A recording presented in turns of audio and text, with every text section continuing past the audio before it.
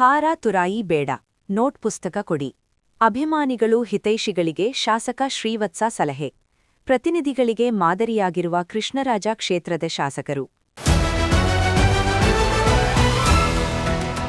KSIC ಜಮೀನಿನಲ್ಲಿ ಕ್ರೀಡಾಂಗಣ ನಿರ್ಮಾಣ ವಿಚಾರ. ಚಾಮರಾಜ ಕ್ಷೇತ್ರದಿಂದ ಕಣಕ್ಕಿಳಿಯುವ ಲೆಕ್ಕಾಚಾರ.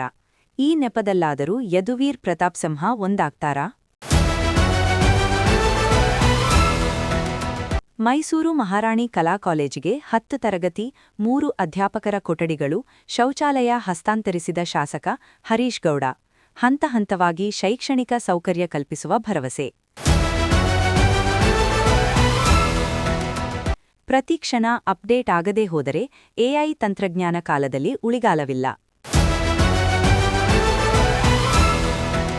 ಅಮೆರಿಕಾದಲ್ಲಿ ಹಿಂದೂಗಳೇ ಹೆಚ್ಚಿನ ಸುಶಿಕ್ಷಿತ ಸಮುದಾಯ. ಥಿಂಕ್ ಟ್ಯಾಂಕ್ ಪ್ಯೂ ಅಧ್ಯಯನ.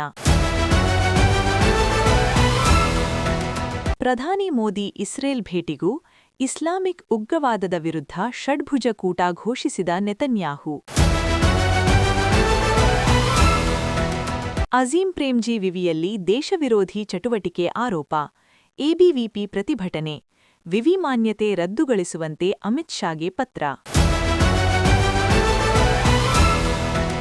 ಅಮೆಜಾನ್ ಬೆಂಗಳೂರಿನಲ್ಲಿ ಹೊಸ ಕಚೇರಿ ಆರಂಭ. ಭರ್ಜರಿ ಹೂಡಿಕೆ, ಲಕ್ಷಾಂತರ ಉದ್ಯೋಗ ಸೃಷ್ಟಿ. ಅಯ್ಯಪ್ಪ ಮಾಲೆ ಧರಿಸಿ ಅಲ್ಲು ಸಿರೀಶ್ ಆಯೋಜಿಸಿದ್ದ ಎಣ್ಣೆ ಪಾರ್ಟಿಗೆ ಹೋಗಿದ್ದರಾ ರಾಮ್ಚರಣ್?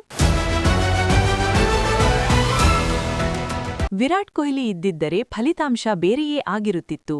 ಗೌತಮ್ ಗಂಭೀರ್ ವಿರುದ್ಧ ಪಾಕ್ ಅನುಭವಿ ಆಟಗಾರ ಅಹ್ಮದ್ ಶೆಹಜಾದ್ ವಾಗ್ದಾಳಿ.